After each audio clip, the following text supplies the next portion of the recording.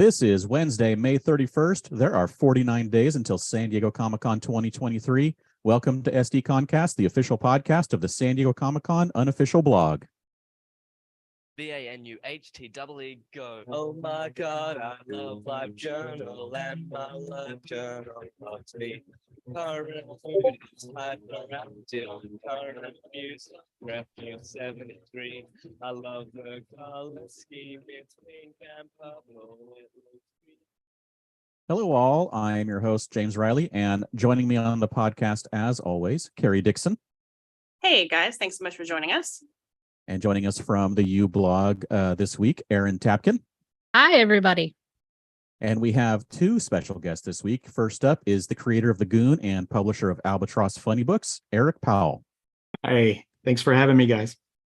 And also joining us, the author of the Ronan Boyle series and co-creator of Reno 911, Thomas Lennon. And okay, I just didn't say anything. I mean, I'm here and it's very exciting. Yes. I wasn't sure if I didn't want to ruin the flow. No, it's fine. Okay. So welcome everyone to the end of May. And of course, that means we'll see you again next year in sync. And we'll take your comments and questions during the show. You can tweet us at SD_comic_con or use the hashtag SDConCast. And of course, we will be keeping an eye on the YouTube live chat if you wish to comment or ask questions there. But first up, let's talk to Eric and Tom. And Carrie, why don't you kick us off? So welcome to the show, Eric, and welcome back, Thomas. Thanks. I think most of our listeners probably know who you are, but they may not know about some of your most recent projects, like Ronan Boyle and Did You Hear What Eddie Gein Done? Can you tell us a little bit about those two projects? And let's just start there. Well, they're very similar. They are weirdly similar. They're both perfect for young adults, Right. children. They Yes. are. I would like to not. I blow a lot of smoke up Eric Powell, but only because he deserves so much. So right now, and I think Eric, you've seen it, but my son got his school photo back from school, and we bought the good edition of Did You Hear What Eddie Gein Done? So it came with the portraits of Eddie's family, Yes. of mother, Da, or whatever, and Yeah. so right now my refrigerator here is my son as if he's in Eric's Eddie Gein. You heard what Eddie Gein done family, and it's like it's one of the only things like hanging up in the house. Eric, talk about that book, which is amazing. Yeah. So I was actually driving through Wisconsin on a book tour, and I was very familiar with the story because it kind of freaked me out when I was a little kid. How so? I know the fact that as kids would say, oh, that's a true story. So Texas Chainsaw Massacre, all the kids, would say, yeah, it's based on a true story. So the idea that there was a guy that, a real life Leatherface was out there somewhere, really freaked me out. And I had read Harold Schechter's book on Gein, which is like the definitive work on him. And so I was very familiar with the case, and I was driving through Wisconsin in this very desolate section of Wisconsin. And I was like, hey, by the way, I'm in Wisconsin right now. It's all kind of desolate, buddy. Ever since Neil Gaiman moved away, it's just me. Yeah, it's just you. Aaron Rodgers moved away. Neil moved somewhere else. It's literally, I'm just the only person holding the bag here in Wisconsin. Well, yeah, good luck with that. Don't know what to tell you there. No, but Wisconsin's got there's some great sections of Wisconsin. Yeah. But yeah. And then we got a ton of serial killers. There a lot of serial killers come out of Wisconsin. That's kind of yeah. But I'm thinking it's like I was thinking on the drive. If you're good at something, don't do it for free. Right. Cheese and serial killers. All right. That's great. So, Thomas, real quick, why don't you just tell us a little bit about the Ronan Boyle book series? The Ronan Boyle books I've written. There's three of them now. They're sort of like young adult novels, and they're really just sort of like a funny fantasy novel. I growing up, I was always really deep into. I think that's why I probably became such a fan of the Goon so early. I like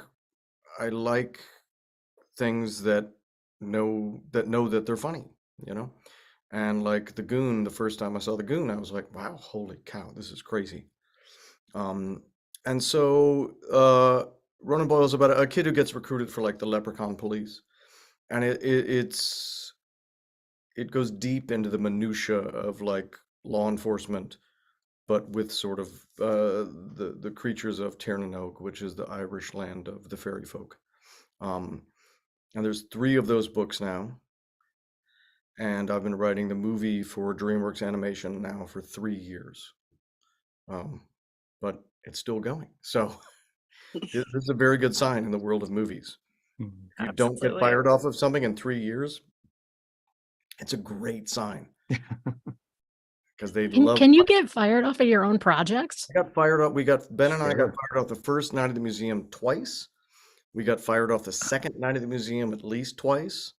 And then we got fired off the third night at the museum and never brought back. So yes, you can get fired off of your stuff for sure. Yeah. Anyway, the Ronan Boyle books, there's 3 of them, and they're a lot of fun. And I'm super proud of them. And Eric is a huge influence on me, honestly, in everything. Yeah. Wow. So that's sort of part of what we wanted to have you both on here for. The last time that you were on, Thomas, you obviously talked a lot about Eric and your friendship and how you see him every year at Comic-Con. But how did you two actually meet? I think did Brian Finney introduce us? No, actually, I think you bought a T-shirt online. Yeah, on the web store, on the website, on the web. Oh, people used to meet on the web. Yes, that used to be something we did. We had made like a small T-shirt run, and I got a random. Can you remind me which one it was? Is it the Goon and Frankie? It's just the Goon and Frankie. It had I don't know if you remember the logos, had the older logo on it. Knife to the Eye was a great one. Yeah. This was pre Dark Horse. Yeah. Okay. So yeah, you emailed me, I think, and asked for a shirt. I did.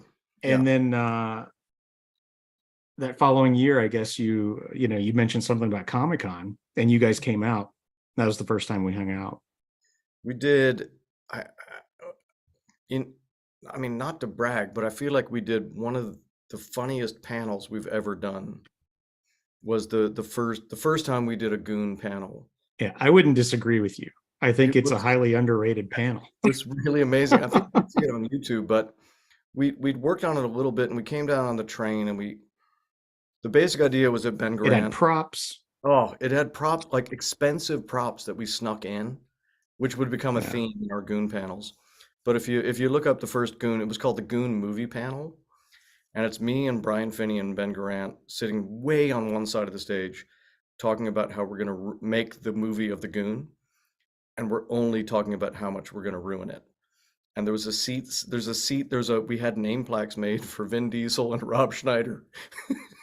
To play Frankie and Goon. Who were the Goon and Frankie. And then Eric was way down at the end of the table, and I kept calling you Rick. Yeah. And I kept being like awful to you. And what nobody knew was that the 2 middle chairs were very expensive and really good leftover breakaway chairs from Reno 911. So we just talked shit about Eric and how we're going to ruin the movie and like how we're going to give Frankie pupils. It was so awesome. And the crowd, you can feel the crowd like wants to kill us because everybody's like, this is terrible. And it's so funny because it was a thing that would happen down the road at Comic-Con quite a bit, where people would be like, hey, we're making a movie of this book and we're not going to ruin it. But yes, we are. The great thing about it was the crowd They Oh, were totally bet. into it at the beginning. They were It was so like an Andy excited. Kaufman bit. Oh no, people cheer for a minute. It Yeah. was like sort of like an Andy Kaufman like performance art. And then Eric, I had to not look. At one point, Eric starts packing up his stuff, and the crowd starts like sort of cheering for this because we're being so horrible about how we're gonna make your movie. And then of course Eric breaks a chair over my back, and it's so violent. But I couldn't look at you, so I was just like my body was just ready, and even the fake chairs, they hurt sometimes. So I was just be ready, because I know he's coming with that chair. Oh, You told me to hit you as hard as I could. I was like, go crazy, and you did, and it was awesome. And then It was great. that was a Comic-Con, Eric, honestly. So my son is now 14, so that had to be 16, 17 years ago, right? At least. So Something at like least. So that was like so before everybody came and was like, here's the movie that we're making of your comic book, which was that. like, Yeah. is now the thing. Yeah. That was a long And then- time ago. So speaking of Comic-Con, Eric, obviously you've been going for at least 16 or 17 years, but how long have you been going to Comic-Con? I lost count. I think my first Comic-Con was 94. Nice. That was my first. I think I've missed maybe 2 or 3 in that time period. So quite a while. That is Did you definitely- go just as a fan first, or was your first time there also as a writer, as a creator, setting up? I wasn't exhibiting, but I was going as a creator trying to find work, which you could actually do. It's harder now because people don't really. Comic-Con is I think that it's so overwhelming that a lot of creators or people who are trying to get into the business don't necessarily go to Comic-Con to try to get work there. It's more of a industry related thing or whatever. But earlier on, it was like, a big place to go and try to find work in the business. And I was schlepping my portfolio around for the first few years, just trying to break in. And then I started exhibiting early 2000s. And yeah, we've been exhibiting ever since. Well, you can't stop now though. Yeah, you can't stop now. You don't want to lose that place. Right. Got to keep coming back. Grandfathered in. Yeah, we got a great spot. Do you automatically get the same spot if you ask for Well, it? it's not a given, but they Not do their given. best. They do their best to place you in the same spot. 'Cause So you're almost exactly the same spot, I feel like. yeah, I've been in that spot for decades now, I guess. I don't know if you guys saw on my Instagram this last year's Comic-Con, I posted Ollie and Eric together 13 years apart, who's my son. Yeah. So it was my son at 4 weeks and my son at last year's Comic-Con, but I'm really proud of that shot. It's really cool. And his first year, he came to Comic-Con in a Goon onesie. In a Goon onesie, and he was 4 weeks old, but he also was like Oh my gosh. early. So it was like he was Yeah. really 2 weeks old. He Yeah. was just like, he was the size of like a puppy. Yeah. And thanks to that visit, he is immune to everything for the rest of his life. Right. He's completely inoculated. Yep. Really never really been sick much. Just every weird stormtrooper butt in your face. Yeah. That'll do it. That will do it. It's what you needed. It's what the doctor's orders. Wet stormtrooper butt. So When speaking did- of wet stormtrooper butt, Mm. how long have you been attending Comic-Con, Thomas? Obviously since at least 2007. I guess that was probably the year that we did the first Goon panel. So that might have been right around when the first time I went. But it used to be also a sort of thing that you would sometimes take the train down, Yeah. and it wasn't like, like the Altamont festival that went on. Like now we go to Comic-Con, we always go at least on Wednesday, and we actually always stay till Monday because it's like such a fun thing. But the Sunday evening into Monday morning is one of the great in like the gas lamp district. So this year was a really awesome thing. We stayed over till Monday morning. And you get to see everything. Like they take the Ecto 1 is being loaded out and everything's being stripped down, and it all happens really fast. It's like awesome. But the coolest thing this year was at Petco Park, they had like 300-foot tall, one of those shrink wrap posters of one of my best friends, Niecy Nash. And it was so huge because it was for the rookie, I guess. And it was really neat because then I was walking my little dog by Monday morning, and that's when they pull the shrink wrap off all the buildings. And if you have an OCD like me, it is a thrill to watch the unpeeling of all of those like posters. And it was really great to watch Niecy just get pulled down like a little bit at a time. It was like that scene in American Psycho when he pulls off the mask real slow. They do that to every building in San Diego, and it's awesome. So how much did you get for that poster of Niecy Nash when you stole it and sold And then it I on crinkled eBay? it up. I crinkled it up. I took it back on the train, which is how we got home. I'm still obviously ironing it out because it, Of course. It got it's a little crinkly. You want to be able to say it's mint or It's near mint, mint. but it's going to take a while to just keep. I got a lot of guys stretching it back out. So what was it about? You said you had originally contacted Eric about getting a t-shirt. When did you first find his work, and what was it? You said you were drawn to it a little bit because of the humor. Yeah, I think the Goon has always,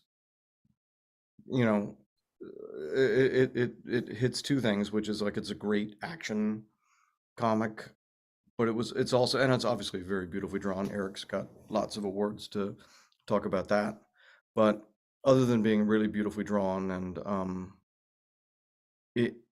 it's so funny. The Goon was always really, really, and I also love the way that it deals with like slackjaws and zombies, just in a way like they're just like it's a nuisance, like it's not. I love fighting the undead with stuff that's not magic. Like, to me, that's way more interesting. Like fighting the undead with shovels and stuff. It's Like, so blue collar. that's what I love. It's like Yeah. nobody ever like thinks of like some clever plan. There's never like magic or spells. There's never something convenient that will help them. There's just shovels and their fists. And that to me is what, like, yep, it's the best. No one ever like thinks of some really complicated thing. But Or I'm just not smart enough to come up with complicated things. well, you But are, I think that's the case. but you always subvert and go right to what would be the most fun answer, which is shovels. Yeah. Yeah. And then I wrote a Goon short You wrote a story. prose story. Mhm. Yeah. You guys know, you must know that I have in my where we live in Los Angeles, my son's, I've bought so much of Eric's artwork over the years that my son's bathroom is the Goon bathroom. It's the most appropriate place for it. But it's also That's amazing. it's really nice. Yeah. But yeah, then I wrote a short story, which was probably the first time I'd written something like that. It was something That was about Frank. well-made lady shoes. It was I called remember Jimmy that was part of Turtle. the title. It was called Jimmy Turtle and the Legendary right. Rock Star of Well-Made Lady Shoes. Yes. It was just, I'd taken, Frankie had referenced a guy named Jimmy Turtle one time. And I was like, well, this must be somebody who's big in Frankie's life. And so it's like a backstory of Frankie about some stuff he used to do with this other guy. But yeah. Yeah, I asked Tom if he would like to write a little short story for the back of the Goon, do like a little supplemental piece. And I was expecting him, to write out like a script and I would draw it, and I got back this short story, in a prose format. And I was blown away. I was blown away that he put that much effort into it and how funny it was. I just thought it was the greatest. It's cool. And then you gave me all the drawings from it, which is really incredible because it's got some really beautiful, like Frankie doing his thing called Parson and the Lady, which is where he pretends he's a priest and then he hits somebody with a rock. It's got a lot of like, it's like if I was about to write something super inspired by reading there was probably 3 years of the Goon by then, at least, right? Mm. 2, 3 at least. Well, I think a Dark Horse at that point, yes. Right. Yeah. Mm. So as a fan, Thomas, I was going to ask about this anyway. What was it like getting to play in that world with that prose story? Well, that was a dream. It was a dream, but it was also a little bit scary because you know, like I didn't know what. I think that's why I wrote a story like the Goon himself. Goon's not in my story at all. It's a Frankie and a Jimmy Turtle. I believe there's a Peaches Valentine appearance, if I'm not crazy, because I can't. I'm obviously obsessed with the character of Peaches Valentine. But so that's why I tried to write it in like a side universe a little bit. Just to not be, because you know it's also daunting. That said, I was really excited when you read it and liked it. I was like, what are the odds that like Eric would like a side universe Frankie story? I thought it was great. Oh, I forgot. Yeah, they do meet zombies, of course. Like I knew it was going to have zombies. Yeah, they meet Slackjaws in a but it was daunting and then a real thrill and then I mean, the title alone. Boxcar, called Jimmy Turtle, and boxcar of well-made. And the legendary boxcar of well-made ladies' shoes. Perfect. Have you guys thought at all about doing something like that again? Have you guys kicked that idea around? No, let's do it. Okay. Yeah. All right.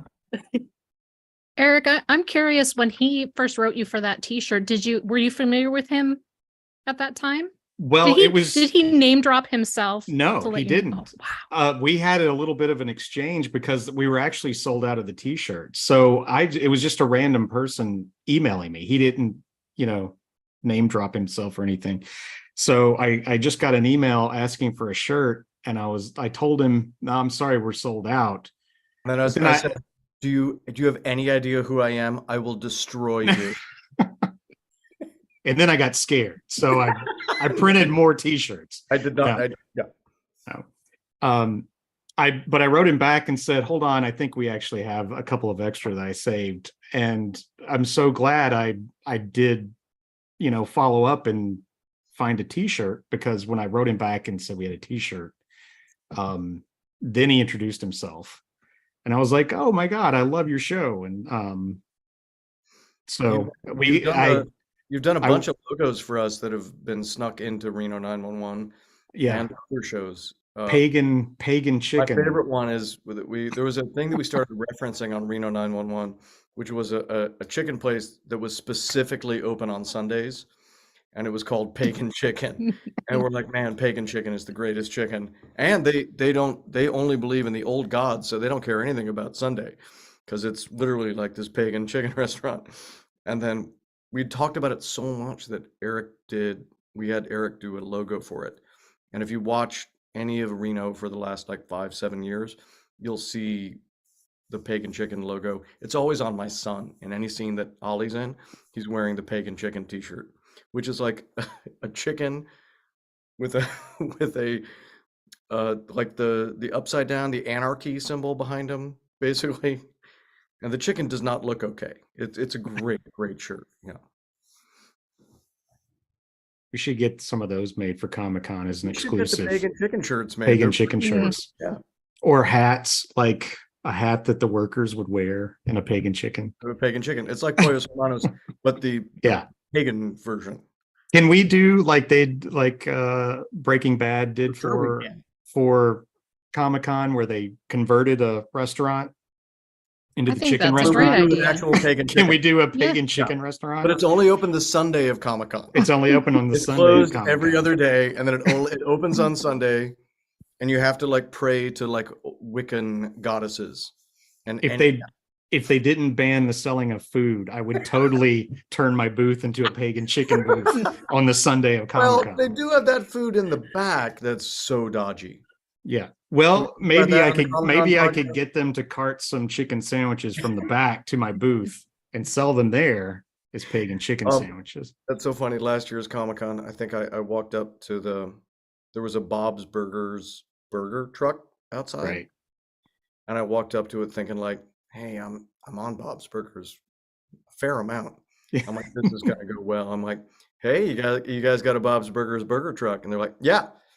And I'm like, okay, neat. And I did that thing where you're kind of waiting for them to say like, oh, aren't you on Bob's Burgers? No one says that. And then they're like, if you go right around the corner, you're gonna see the line. And from here, it's about, it shouldn't be more than 99 minutes. And I was like, oh, okay.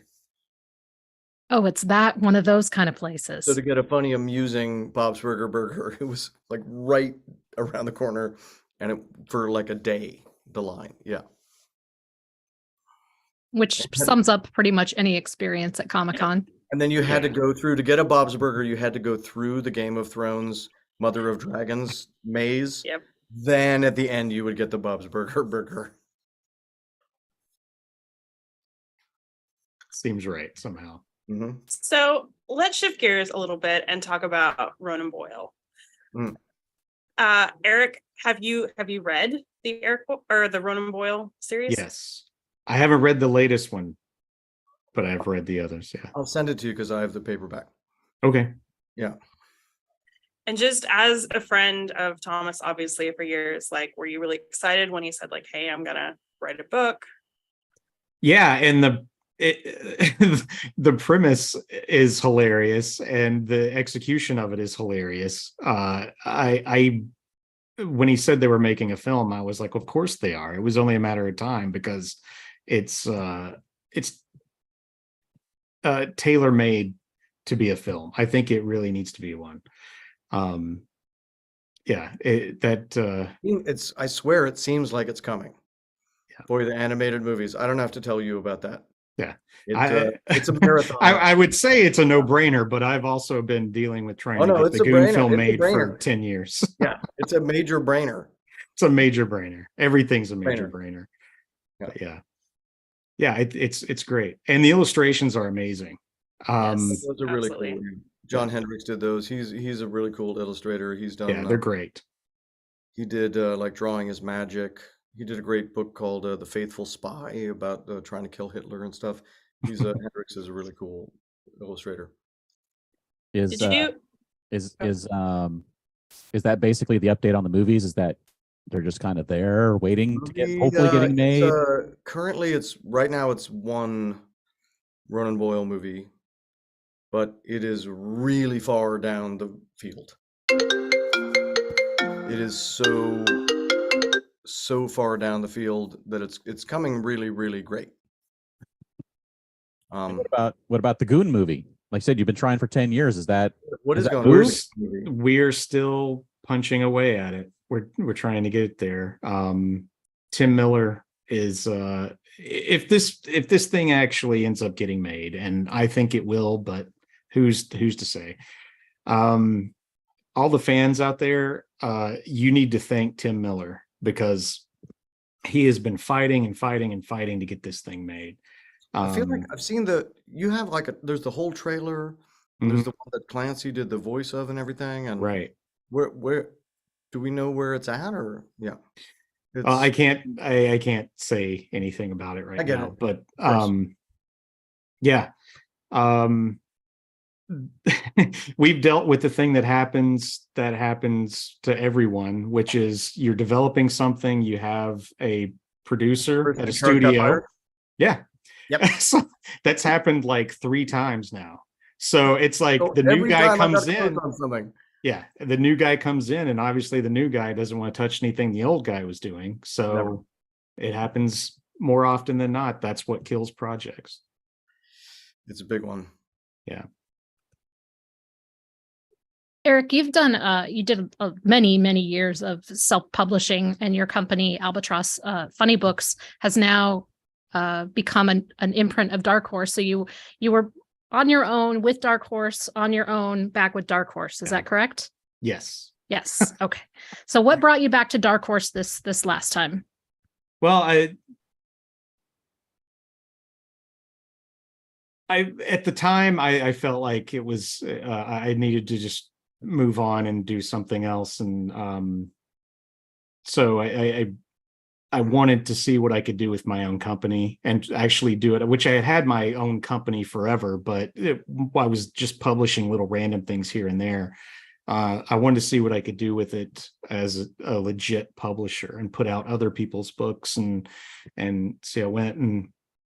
And it went surprisingly well for us. And I really enjoyed it. However, I was exhausted all the time because I was not only doing my books, but running a publishing company. And, it's just a lot of work to try to take on.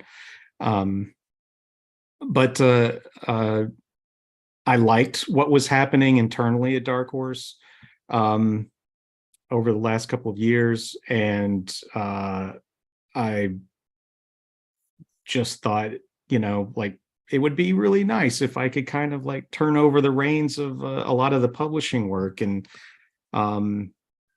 just really focus on the books. And actually, I got some feelers from Dark Horse where they kind of reached out to me a little bit, and we kind of went back and forth, and they offered to let me, keep my publishing company basically in my autonomy as an imprint there. And I thought, well, this is the perfect situation. I've always, loved Dark Horse. They've always been my favorite publisher from the first moment I read Hard Boiled. I was really excited to come back and in this new format. How long will we have to wait before we see the first Goon book from them? A little bit. We've been building up some projects and getting some things going a little bit before, so we can make a good launch. So we're working on some books. I'm working on another book with Harold Schechter, my co-author from Did You Hear What Eddie Gein Done? And I think people are, I don't know, I'm very curious to see what the reaction to this one is going to be. It's true crime, but it's deals with a whole lot of other aspects that I can't go into because it'll immediately give it away. But I'm really excited to see what the reaction is to this one, because I think it's going to be really interesting. It's one of those things that I think people are either going to be really into or not care at all. It's one or the other. Welcome to art. All right. Welcome to making stuff up. Yeah. I've been so culty my whole life. It's exhausting. Yeah. There's going to be no middle ground on this project. Yes. Either people will love it or they just won't pay attention to it. But I think they're going to, you have to do everything for yourself first. And I'm super into this idea. So, well, there's no chance you'll have this book at Comic-Con this year. No, not a chance. No, way further on. Okay. Yeah. It's definitely a next year book. Okay. So what do you think makes the project the right fit for Albatross Funny Books then? I always just looked for material that interested me. Again, you make it for yourself first. And if you kind of look at the books that Albatross published over the last 6 years, they're all weird. They all kind of have that kind of feel like they don't necessarily fit into kind of typeset genres or anything. And I think that's the stuff that I'm drawn to. So that's the kind of stuff that we published. Do you think so? I feel like comics over, I don't know, basically almost forever have been that kind of thing where people are doing things that interest them. Non-mainstream stuff, even with today where comics are fully mainstream with movies and everything. Do you feel like you still have that freedom to create the things that you want and that there's a market for it?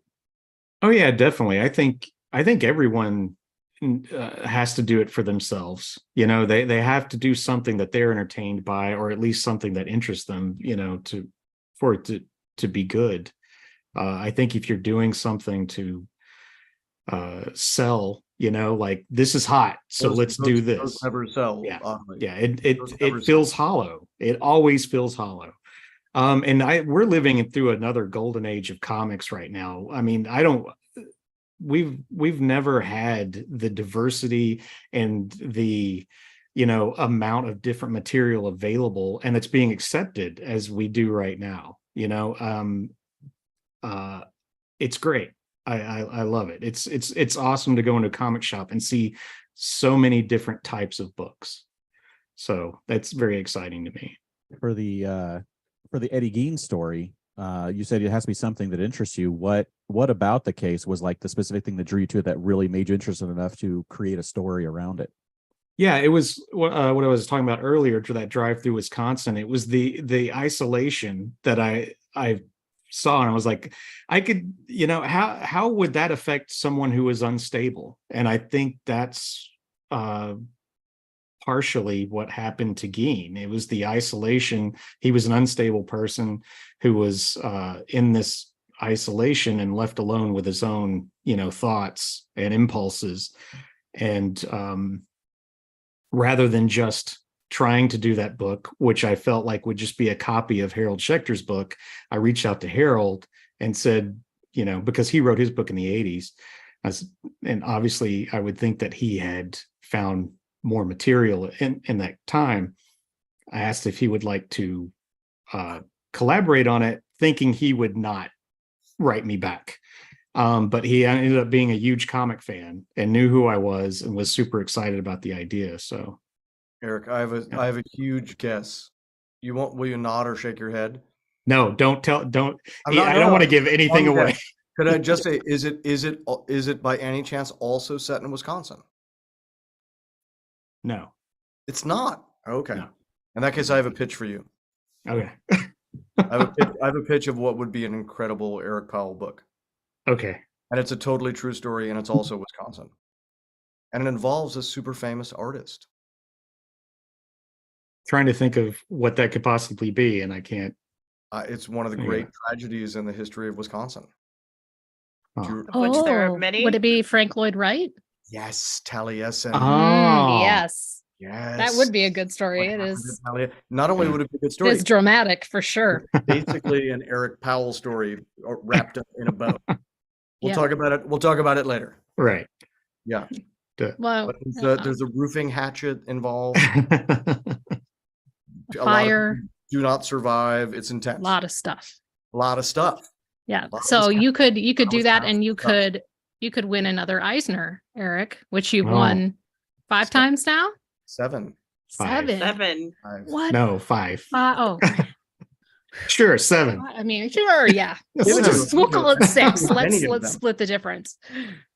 How important do you think the Eisners are to the convention and to just the industry itself? I think they're important. I think people get cynical about awards, but I'm going to quote Will Eisner that the books, the awards are important because it's showing attention to something not based on sales, and it's good to be acknowledged. You can be as cynical. I'm not going to name names, but I remember when the first time I got nominated, I was very excited about it. And another artist told me, it's just a popularity contest, right? And then about 5 years later, I watched that same person win an award and burst into tears on stage because it meant so much to them. And it's like, it's true. I mean, you can be cynical about it, but it also it means something to be acknowledged, and it's important.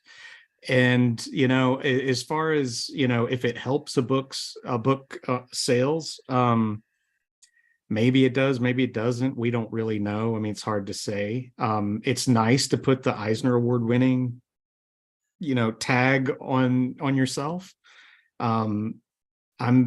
It's very meaningful to me, just the memory of the night and everything, because I've received an Eisner Award from Will Eisner the last year he was presenting.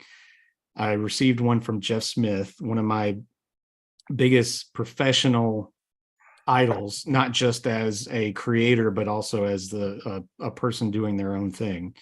And I also received one from Tom and Ben, some people that I, really care about. So those 3 times I've won an Eisner or won at the Eisner Awards, they meant a whole lot to me.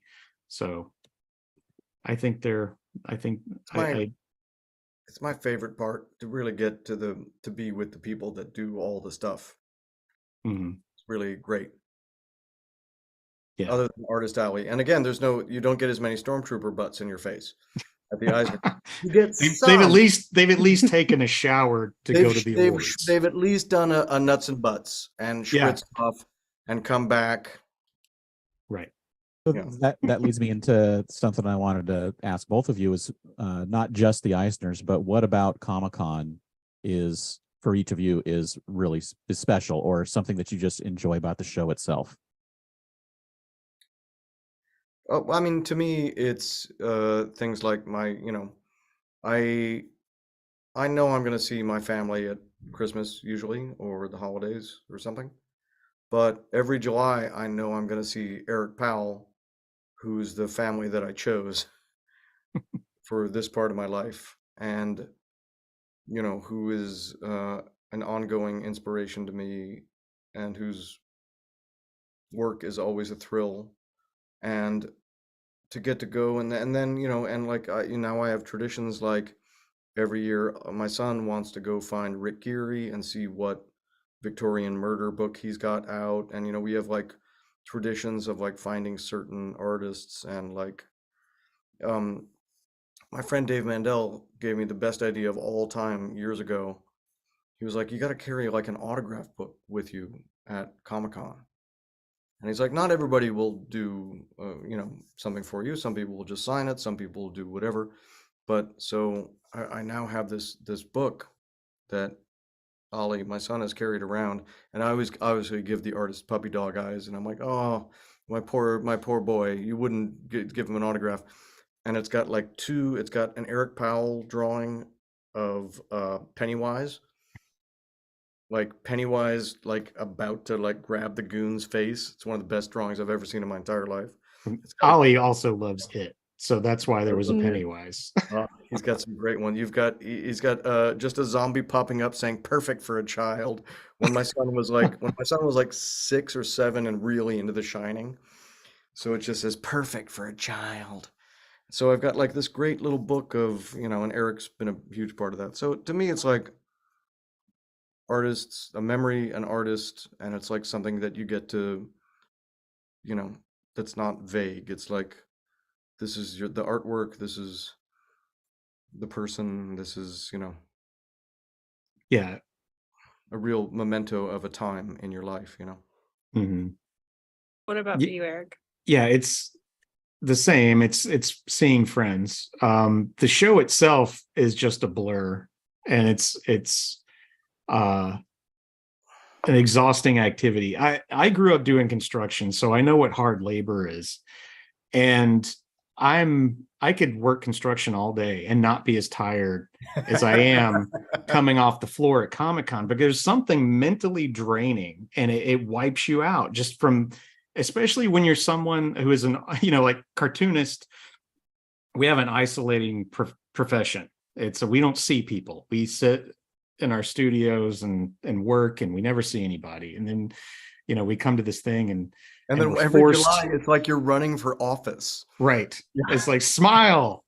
It's like you're running for office. And also it's like, do you like me? If you like me, you would buy this. Yeah. Like it's a very specific, like. But yeah, it's so the show, working the show, that's just a blur. The stuff that sticks out in my mind, a lot of it is after the show, going out and having dinner with people, having drinks with people, and just getting to see my friends. Yeah. Because everybody lives someplace else, and there's so many people that I never see except at conventions. So it's all my memories of Comic-Con are mostly about just getting to see my friends. Absolutely. And it's the same for all of us, I think. Yeah. So to shift gears again, as much as we love Comic-Con, this year may be really weird because as we all know, the Writers Guild is striking right now, and there's obviously the potential for the DGA and SAG to strike. Thomas, you are part of the Writers Guild and SAG. I'm actually in all of those. Oh, you are? Okay. All three. I'm in more unions than I can keep track of, but I happen to be in all three of those unions. Yeah, and you know, this is a big one. It's weird because as you get to my age, you're like, when I started to hear that in the guild we might go on strike, I was like, oh man, but I thought we just went on strike, and then you realize, oh no, that was 15 years ago. Yep. And I was like, oh, so I mean, when you think about what's changed just in that period, streamers sort of existed, sort of, you know, like in that time period, you know, but like it used to be a super normal job to like write studio movies all the time. There used to be like these sort of like, there used to be big movies and there'd be sort of very small movies. And now it seems like the studios have, for the most part, very, very, very, very big movies that either like make it or break it on a giant international scale, that have to perform everywhere and be huge, or the smaller stuff seems to be, you know, the thing, what most of my life would have been like, other than occasionally like the Night at the Museum stuff, would be on what all the streamers are, you know, which still have range for smaller stuff. So it's, it is a really important time to, and I don't know if, you know, I mean, I know there's stuff about just wages and fair pay for the amount that things are, you know, playing out on streamers. You know, there's also an interesting question in the Writers Guild about the use of AI, which is like, I don't know if you've heard some of the, like, AI can write Shakespeare scenes. It's just weird. It's so weird. And so, you know, it's just an important time to be, you know, the Writers Guild has always been very, very good to me and really protective of me. And it's a good time to, like, I don't know what the next, if anybody had said like, hey, the people that mail you 3 DVDs will be the most dominant thing in the history of the world, I'd be like, okay, you're high. That's crazy. Like, obviously the people that mail you DVDs won't, you know. And then, by the way, like the people that mail you DVDs will create a format that will be the only thing that really exists. You know, it was like that seems so far-fetched. So it's just a nice time to be, I think, to be wary of, you know, writers' rights in the future, because the future keeps getting weirder, and it's getting weirder faster and faster and faster and faster. And, you know, so. Absolutely. And we are very much on the side of the writers, but oh no, you didn't let me finish. You didn't let me finish. We have to crush all these weak writers. Yes. But as we are a San Diego Comic-Con kind of blog, again, this year has potential to be really weird because the guilds basically say, like, if you're on strike, you can't promote stuff with the studios. So we could potentially be looking at like a lot of writers and actors not going to panels this year, right? Oh, you know, actually, I'll be honest, I actually don't know. I mean, that's a very slippery slope to, you know, to not promote the stuff that you've done, but also, yeah, where that's a tough one to figure out where things fall on that. I guess if a giant movie studio was like flying you on a jet to Comic-Con, this could be a real thing. Like that maybe is like a question that will be tough this year for some folks. I've never been on those jets, and I've never been in.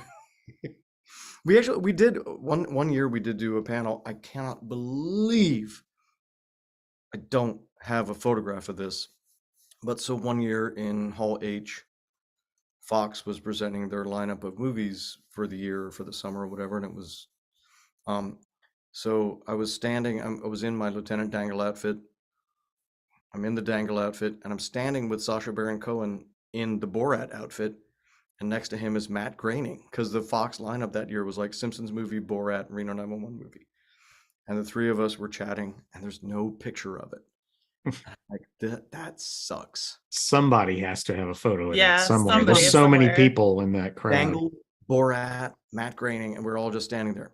Anyway, if you're going to one of those, yeah, that might be weird because it's obviously like, but I haven't been at one of those in a long time. So I'm usually like trying to kill Eric Powell with a smoke machine at the smaller in the smaller rooms these days. But Yeah. So you would be able to go and say talk about your Ronan Boyle books, but but you that's wouldn't a be able to super- talk about super odd the- detail, by the way. All of my work for DreamWorks is in a totally different.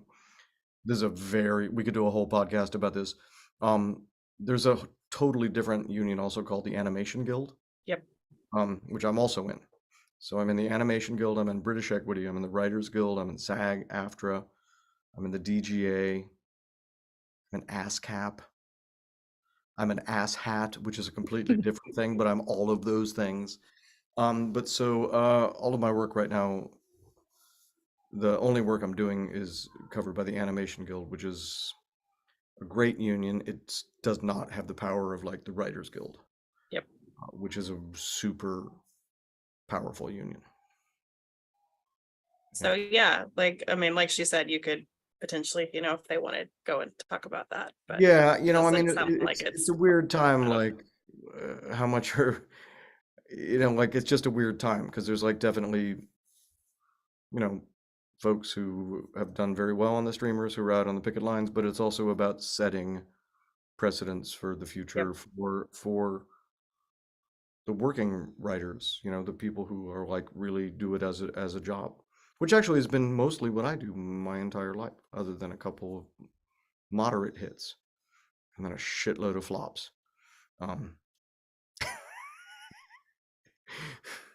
But it's protecting the writers who, it's really cool to that writing can be a profession and a decent profession with decent protections.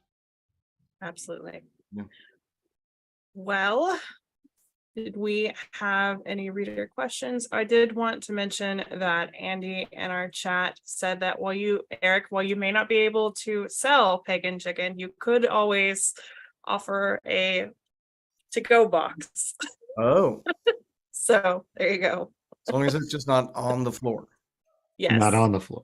Mhm. Not on the floor. There you go. All right. Well, Eric, why don't you tell our listeners where they can find you and Albatross Funny Books? You can go to albatrossfunnybooks.com and it's got all of our social contact on there. Also the goon.com. I think it has all of my social stuff on there. So yeah. Am I wrong that it was once Albatross Exploding Funny Books, or is that not It true? was. And then we thought, we'll shorten it. Can I tell you, I don't like it shorter, I like it longer. Yeah. Let's go back. Albatross Exploding. We can always go back. Let's go back. Well, I'm pretty sure I own that URL too. So if you type it in, I mean, you should try it. Good. I'm going to try to Type buy in it out from under you. Really Albatross Exploding Funny Books. I think it still goes to our quickly. I website. bet you do. Yeah. That's funny. What about you, Thomas? Where can they find you? The books are all out. The Ronan Boyle books are everywhere books are sold. Also, there's a fun thing which I have attention deficit disorder, as you could probably tell from the times that we've talked. I do the audiobooks of my books. So if you get them on Audible or anywhere you get And they're audiobooks, great. you get it's all the fun of the book with half of the work. Because I do the other half. Yeah. And last time we did have you read some of the extra difficult words I made a and big pronounce them for us. So I made a big mistake in book 3 because there's long conversations between this Irish character and a Scottish character, which is, if you're going to record the audiobook, giant mistake. Don't do that. It's nearly impossible to go back and forth between those two, like really fast. Yeah. Awesome. Well, we greatly appreciate both of you coming on to talk about one of our favorite topics, Comic-Con. So thank you both very much for joining us. Thanks so much for having us. Thanks, Awesome. guys. And Appreciate Thank you. it. I hope we see you both this year. We'll see you in Yeah. the line for the Come by pagan chicken sandwich. Yes. Yeah. Yes. Stop by my booth. Yeah, we'll do hi. that. The booth is right, like it couldn't be easier to find. It's right in front of where DC used to be. Yeah. That's a real old man thing to say. Well, Back in the day. Yeah. That's where Powell is. And not Before- the combined DCWB. Before Warner Brothers absorbed Right. DC, I was right there. The guy who made up Hillbilly, but he did something Yeah. before it. Who has the rights to that? Somebody. What? What's that? Hillbilly, the guy with the axe, and I can't talk about it. you can't talk about that either. What about this one? Can't Is talk anyone about doing anything with this one? it. Can't talk about it. Can't talk about it. Hang in there. Yeah, hang in there. Hang in there is my favorite little sticker of yours. Oh, I'm very happy that you have that book. We are actually this I have this because we're actually going to be giving it away later in the show. Oh, And we're going to give away a copy of the Eddie Gein book. don't give And we're either gonna- of those to a child. No, but we are going to do a spook house too. Oh, So we have Spook something House. for the Yeah. children as well. Yeah. Yes. my son finished Eddie Gein at 13. It's good to get them Mm-hmm. scared a little bit. Get them scared just a little bit. That there's a guy who saves faces on the wall. Yeah. So they can your son knows how good he has it now. Just gotta know. Yeah, like right Yeah. now things are cool. But hey, you're still in Wisconsin, where Taliesin happened, Eddie Gein, so many things. Yeah. Many things. Ollie is the horror loving kid that I would have been friends with when I was his age. Oh yes, he likes it scary. Well, I mean, you said he was watching The Shining at 6 or 7. Yeah. so- I literally let Eric Powell hold him at 4 weeks old at Comic-Con, just like that. in a That's- little Goon Yeah. onesie. Did we try to recreate that photo last We year? did. We've done it. I don't. I'd keep doing it. He's got to come back when he's like 33 and 53. It's just a thing that we do. Yeah. Until I'm in a wheelchair and he's sitting in my lap. Yeah. Amazing. Anyway. All right. Well, I think we're going to stay on and do the news, but thank you guys Okay. so much. for Thank you joining us. both. Thank you. Always a We'll pleasure. see you in 50 some days, 50 days. 49. Right. 49 days. Oh. We'll see you in 49 days. See you then. Eric, I love you. Bye. Love you too, man. See you later.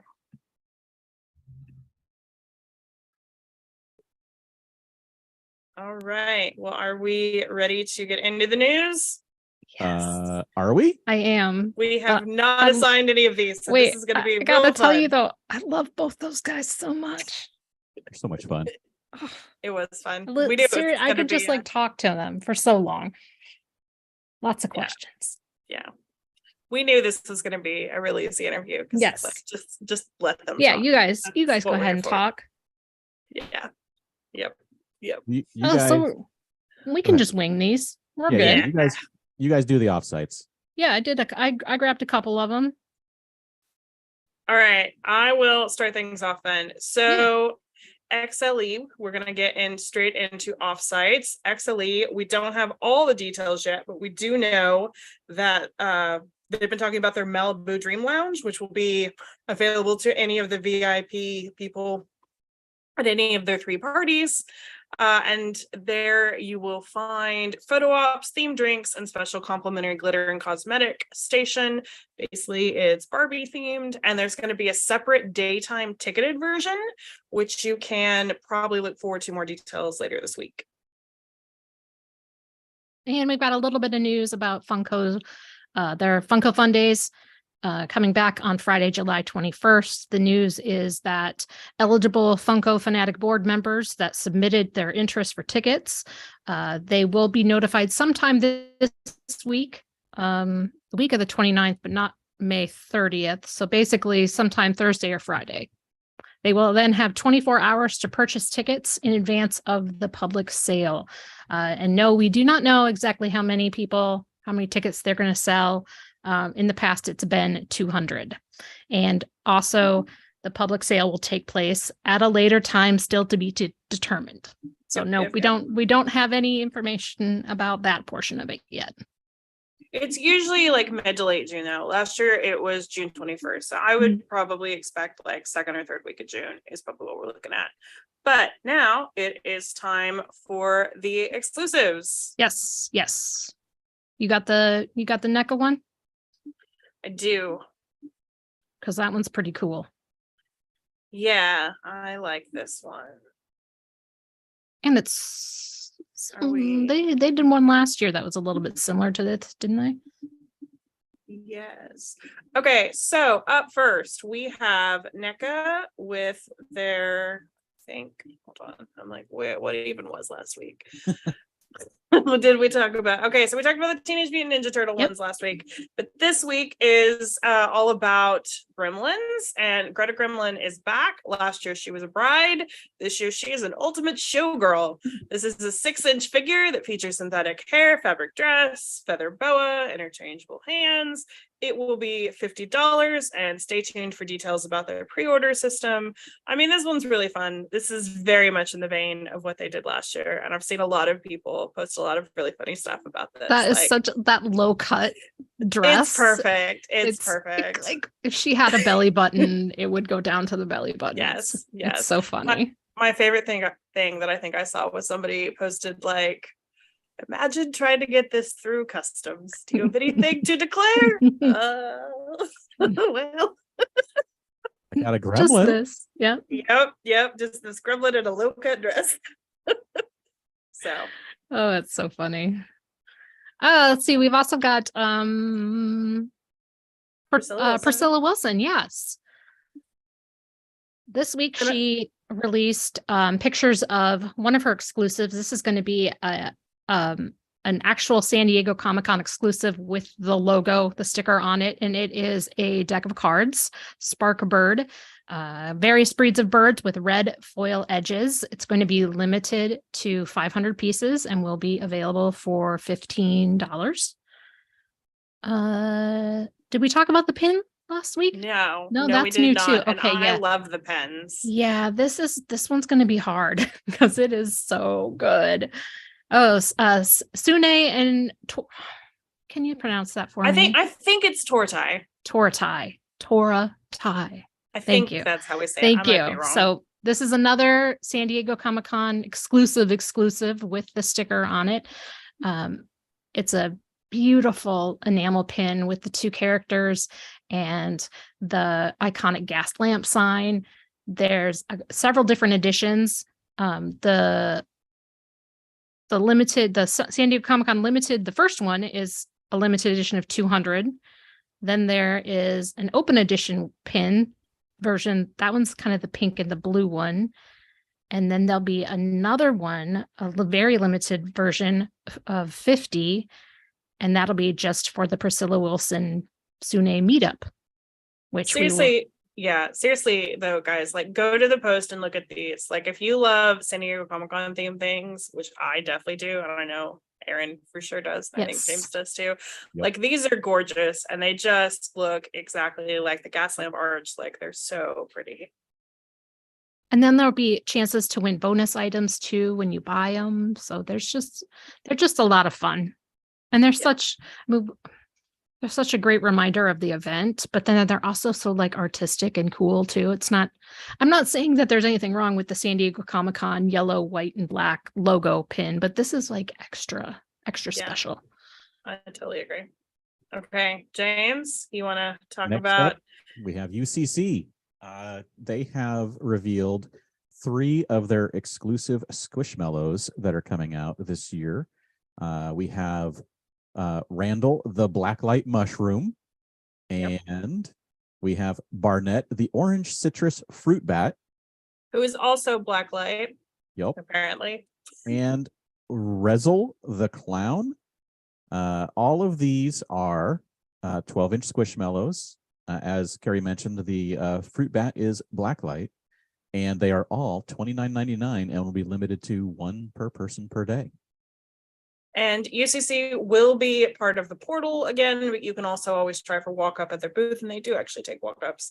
That clown, people went crazy over it. I think that one's going to be kind of hard to get. But for my money, the fruit bat is so gosh darn cute. Yep. It is so cute. The little teeth, the tiny teeth and the tiny wings. And he's like, he's just very happy. Like, and he's a literal fruit bat. Yeah. Like, it's so cute. Very, very neat.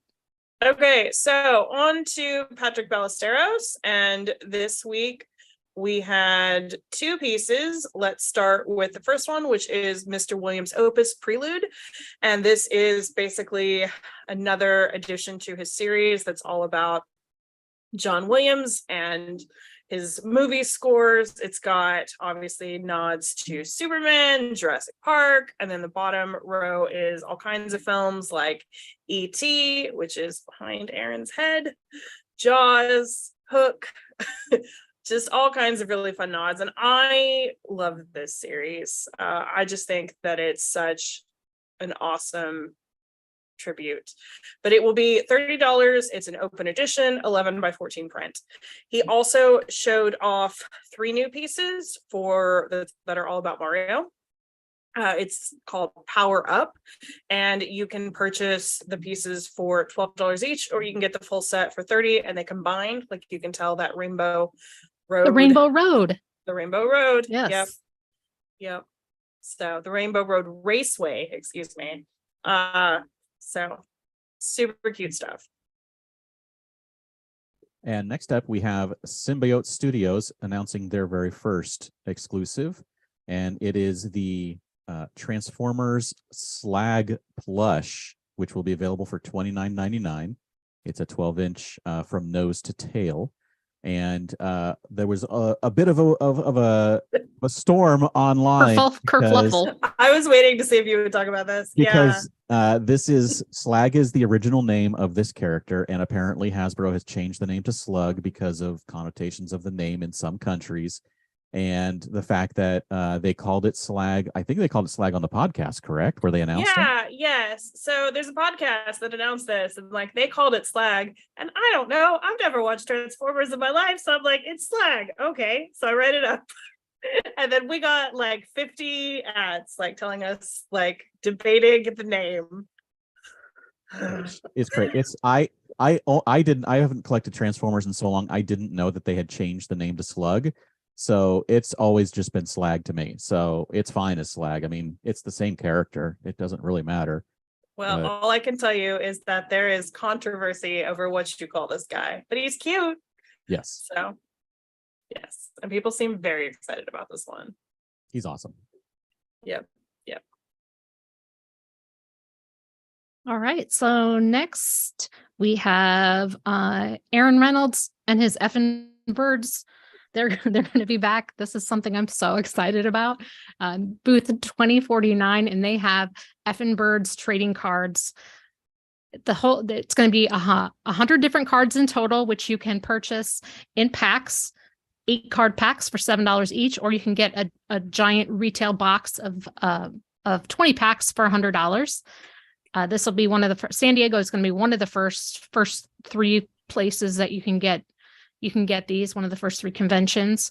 But there also is at San Diego, there's going to be a bonus 101st card that Reynolds is going to doodle on a card.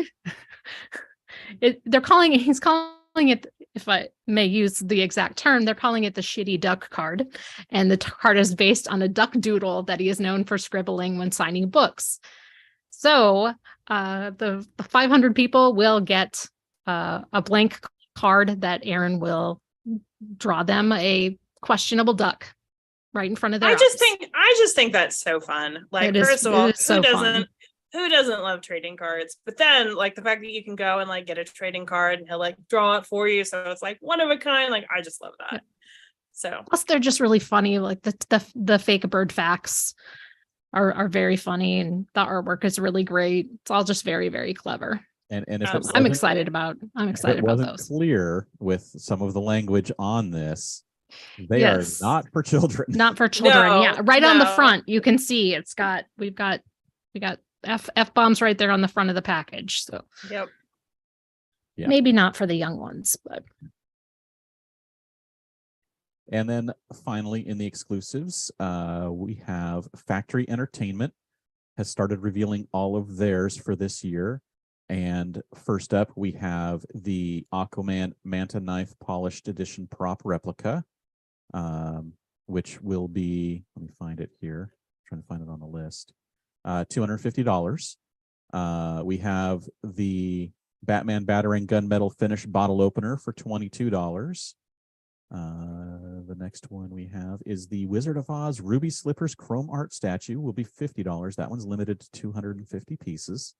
Mhm. And then we have the Back to the Future CHS pin and keychain set for $20. That's limited to 1,000. The Justice League metal miniatures are $40 each. Each piece is limited to 200 pieces, and they also have some of the previous editions like Batman, Wonder Woman, Cyborg, and Superman that you can purchase as a set At a online, discount. at a discount, and there will be no more than 50 sets available total. So if you would like to get all of these at once, then that's your chance. And then there is the Star Trek Starfleet Academy bottle opener, $22 and also limited to 1,000 pieces. And all of these are available on the Factory Entertainment site now if you want to order them for shipping, or you can pick them up at the show. Yep. And also you can enter to win a bunch of these on our site. Just go Yep. to the site and look for the Factory Entertainment page. Absolutely. I really like that Batarang bottle opener. I think it looks really nice. It is. It does look like a nice one. there's a couple of these that I hadn't even seen yet until just right now. That's how I busy it's just, been I with, just like, with I news. just, I was like, wow, I hadn't even seen those ruby Yeah. slippers. I just did that one on my own. So that's okay. We've had plenty of other exclusive news, which you can find all over the site. Like Nick Kremenick will have several items. Unfortunately, Nick does not have a booth this year, but that could always change. But he will be releasing exclusives around the convention. And he's doing a really cool thing right now with his Project Reforge, which is basically where he's taking old prints that he's done and he's updated them because his style has improved over the years. So he really just wanted to give these old prints a new life. And he's doing a really cool thing where if you happen to have the original prints, all you have to do is let him know and he will ship you the new one completely for free. You just have to pay for shipping. If you did not have the original prints, they'll be $15. And more information about how to get those will come out close to the convention. We also today announced Camilla DeErico's exclusives and debuts. You can find all of that on the site. And hello, Tom Committed Comics in the chat. Thanks for that. So you can find all of that and more all over our site, as well as plenty of news and Under the Tents. And there's been all kinds of really fun tidbits in Under the Tents, including probably tomorrow a tidbit about maybe a Smurfs offsite. Mm-hmm. So you never know what you're going to find in Under the Tents. Always So- something. Are we going to be giving away some books now? Yeah, yeah. Yes. So we're gonna give away a couple of books here. We've got a couple of them that we're gonna this one. I got pictures of them too, so I Okay. can share them on the screen. Okay. We've got paperback of Eric Powell's Big Man Plans. And that one is this one's going to be for anyone. So do we want to do a giveaway in the chat? We can, yeah. Let's do that. Do you want it to be at random? Do you want it to be first person who comments? What do you want? You are in charge. Yes, let's do since the Patreon one will be a random one. Let's do a first to answer a question. All right. So this James, is what you get. do you have This any is- like great ideas for a trivia question? You're so This good at is- trivia. Something about This is what Absolutely. happens, Wisconsin? kid. When you I- listen live, sometimes you get some extra goodies. I have Yes. absolutely no trivia questions in my head, Okay. right now, but Ooh, I do have an idea. okay. The first person to type the alphabet gets it. All right. All Like, right. correctly in the right order. Correctly. In the right order. Yes. Yes. It doesn't have to be capitalized or anything. It just has to be all 26 letters in order correctly. First person gets the book. And then while we're waiting, And while we're waiting, let's talk about the other one. Yes. For our Patreon folks, we're going to be giving away 2 books. One winner, 2 books. We've got a copy of the Did You Hear What Eddie Gein Done? Which is just for the grown-ups, and a copy of Spook That House. that is cheating, Xavier behavior. Okay, hold on. We may have a winner here. Oh, already.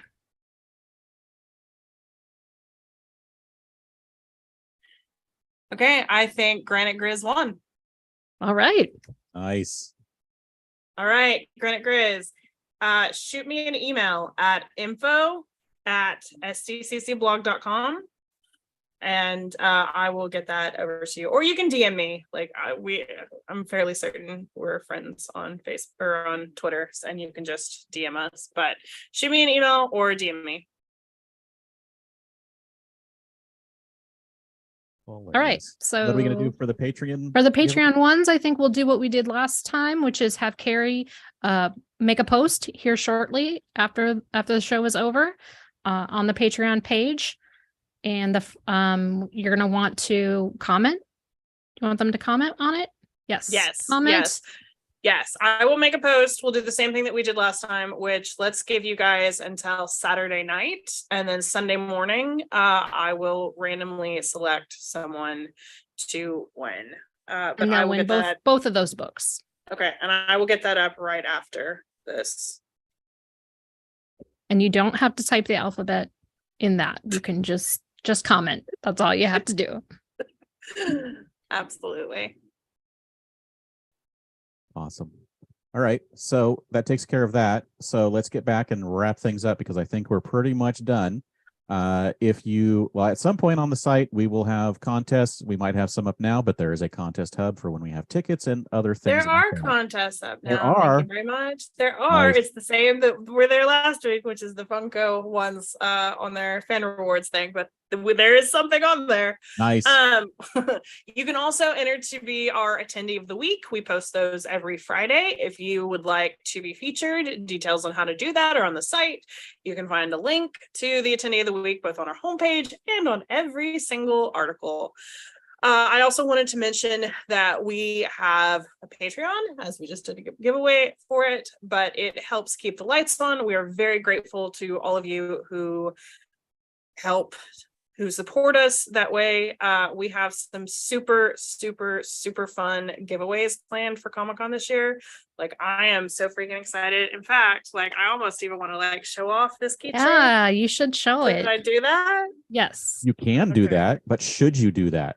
But should I do that? Okay, no. well- James is telling me no, subliminally, so I'm not gonna do that. But we have some really fun giveaways. Everybody planned for hates this year. James now. Yep. Yeah, but Everybody how hates James. maybe it would encourage somebody to sign up. Maybe they're like, I need that in my life. We'll show it off in another week or two. Yeah, we'll show it off here pretty soon. But we've got really fun giveaways for the convention, and our patrons, first of all, they help us afford to be able to do that. And second of all, we've got some patron only things coming your way that we are very excited about. And we also just revamped the tiers. So there's a tier now where you get a U-Blog pen, or we have a shirt that you can get. So we've got some really fun stuff on there now. And again, it helps to keep the lights on over here. Indeed. And so that is going to wrap it up for today. Thank you again so much to Eric and Thomas for joining us. Again, go check out all those books and movies and everything else. And we will be back next week with news and views and a special guest. And who might that be, Carrie? Do we know? We might know. I do know, but I think I know, but I want to double check before I say it. I was not ready for this. I'm not ready for this anyway. Every week, I'm going to ask Every you. week. I know. I fail. Okay, so raise your hand if you enjoyed the Dungeons and Dragons offsite last year, and especially if you thought that it had an amazing line management. Like, I feel like I have not shut up about their line management. I'm raising my hand even though I didn't experience it, just because everyone talked about it so It much. was so good. And guys, we have Flo on next week from MVE, as well as like a much higher up person at MVE. But no offense to them, I'm way more excited about Flo. So yes, the Dungeons and Dragons line management lady will be on our podcast next week. So I am thrilled for that. And Brett. is Brett that going to from be the NBC. debut of primetime debut of Johnny Omni? No. He's been on the Robert. Patreon, right? Oh, Robert. He has. Robert is going to join us next week. Robert, is this Robert's first time this year? Yes. Yes. How exciting. Yes. That's awesome. Yes. Johnny will be joining us later this year for a full podcast, but yes. So that's what's happening next week. And tune in then. Yeah. Do we have a newsletter? And I'm just gonna say we're back to normal time next week. This was like Yes, a back to one-off. Tuesday. Yeah, we'll be back to Tuesday next week. So we also have a newsletter, which we have been sending out. We will be sending it out on Saturdays. So you can sign up. The sign up is the giant thing at the bottom of our site. It's pretty much impossible to miss. Yep. And so thank you all again for joining us. And Aaron, where can we find more of you on the internet? You can always find me at Bavarian Aaron on Twitter or Instagram. Carrie, where can we find more of you? You can find me on the internet at Carrie Dixon on Twitter, but really just the blog Twitter. James, where can we find more of your work on the internet?